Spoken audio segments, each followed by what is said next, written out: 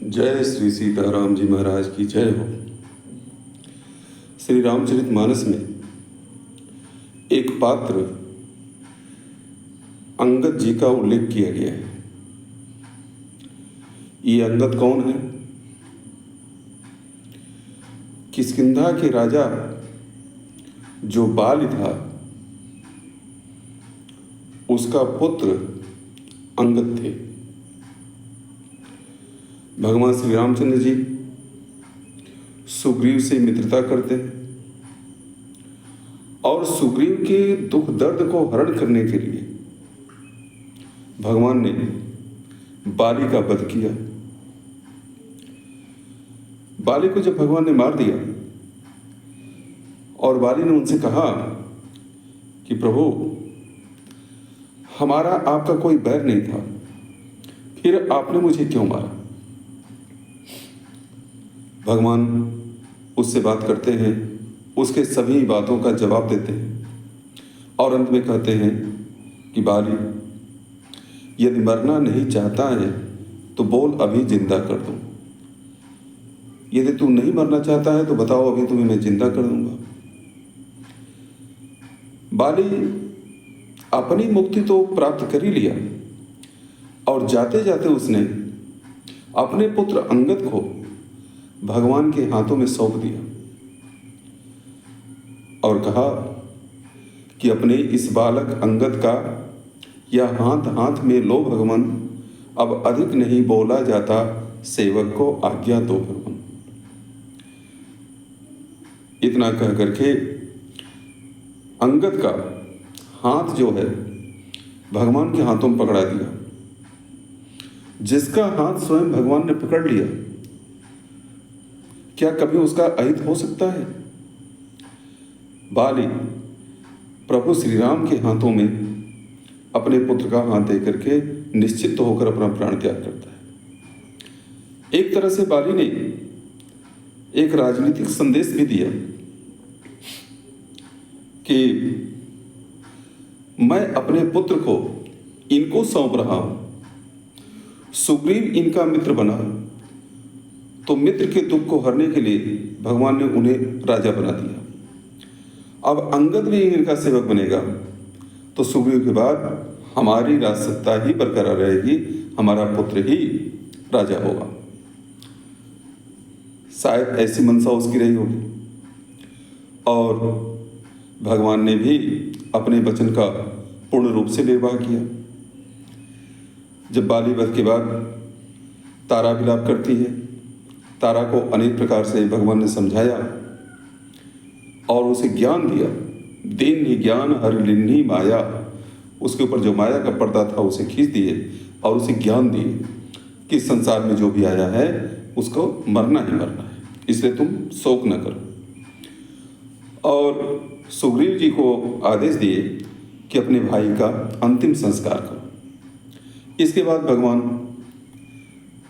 अपने जहाँ जंगल में निवास था उस पर्वत पर आ गए और वहीं पर लक्ष्मण जी के साथ बैठे थे। सुग्रीव ने अपने भाई का अंतिम संस्कार करने के बाद मंत्रियों के साथ भगवान के पास पहुंचता है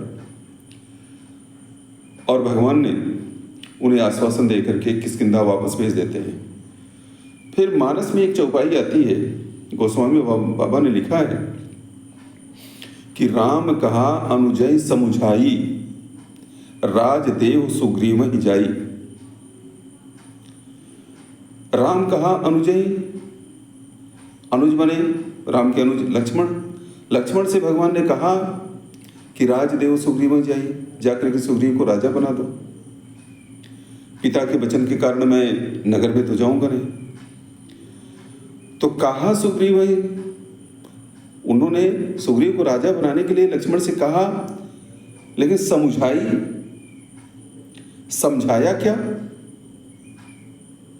राम कहा अनुजय समझाई। गोस्वामी बाबा ने कैसे शब्दों का चयन किया कि राम जी ने अनुज से लक्ष्मण से कहा कि सुग्रीव को जाकर राजा बना दो। ये बात तो कह दी, तो समझाए क्या?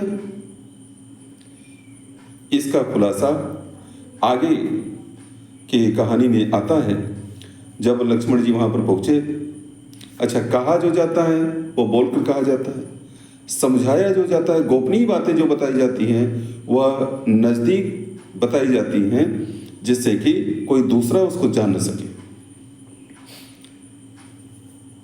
तो लक्ष्मण जी जब वहाँ पहुँचते हैं, लक्ष्मण तुरंत बुलाए पुरजन विप्र समाज, जितने वहाँ पर ब्राह्मण समाज था, पुरजन थे, मंत्री लोग थे, सबको इकट्ठा किए और राज देन सुग्रीव सुग्रीव को राजा बना दिए। जैसा कि सभी लोग जानते थे, किष्किंधा के सभी लोगों के अंदर ये था कि बाली का वध हुआ है, इसके बाद सुग्रीव राजा बनेंगे। लेकिन आगे की बात को कोई नहीं जानता था कि आगे क्या होगा। तो राज दीन सुग्रीव को तो राजा बना दिए कि सुग्रीव आज से तुम यहाँ के राजा हो। अंगद कह युवराज, उसके बाद लक्ष्मण जी ने कहा अंगद इधर आओ।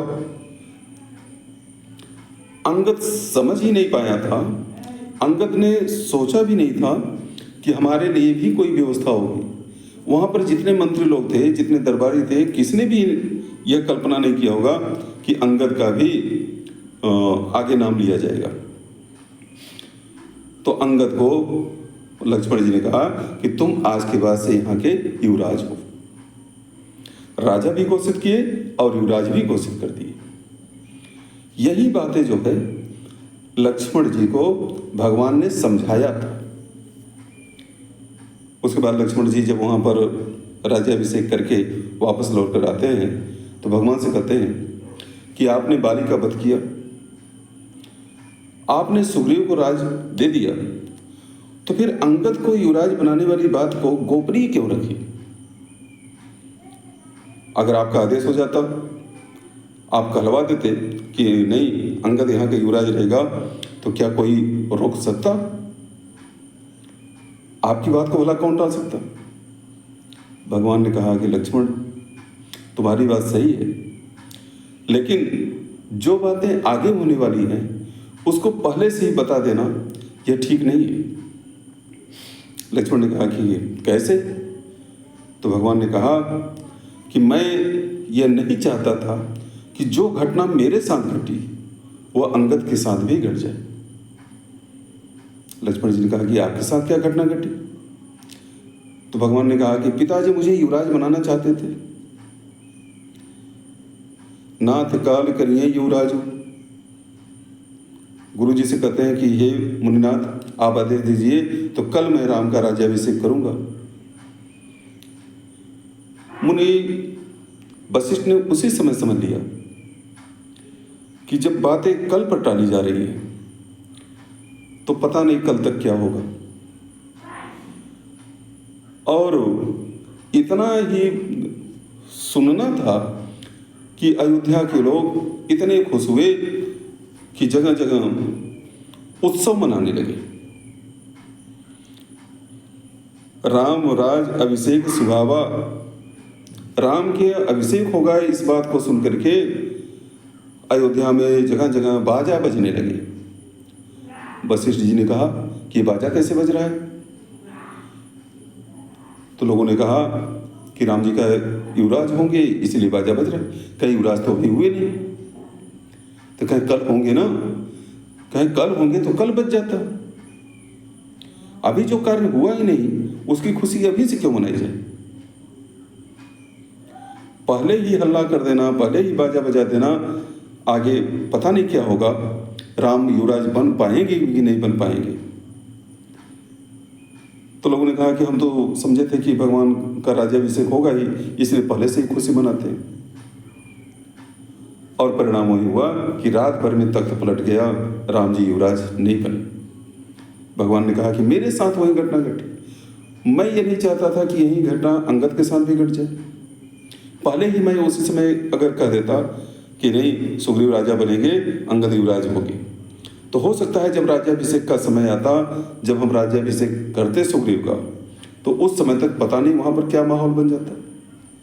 इसलिए अंगद को मैंने गोपनीय रखा और तत्काल तुरंत जो है तुमसे ये कहवाया कि अंगद को वहाँ जाकर के दरबार में तुरंत घोषित करो कि यह युवराज होगा। यह जो है भगवान की नीति, और यह हम लोगों को संदेश देती है कि कोई भी शुभ कार्य होने से पहले जब तक वो हो नहीं जाता है तब तक उसका ढिढोरा पीटना या उसके लिए खुशी मनाना या किसी भी प्रकार से ठीक नहीं है। कार्य हो जाने के बाद आप चाहे जितनी खुशी मनाइए, पहले से ही अगर खुशी मनाना शुरू करेंगे तो जितने लोग हैं सब आपके हितैषी ही नहीं है, कोई उसमें जो है आपका विरोधी हो सकता है जो बनी बनाई कार्य को बिगाड़ सकता है। बाकी बातें अगले भाग में करेंगे। जय जय श्री सीताराम जी महाराज की जय हो।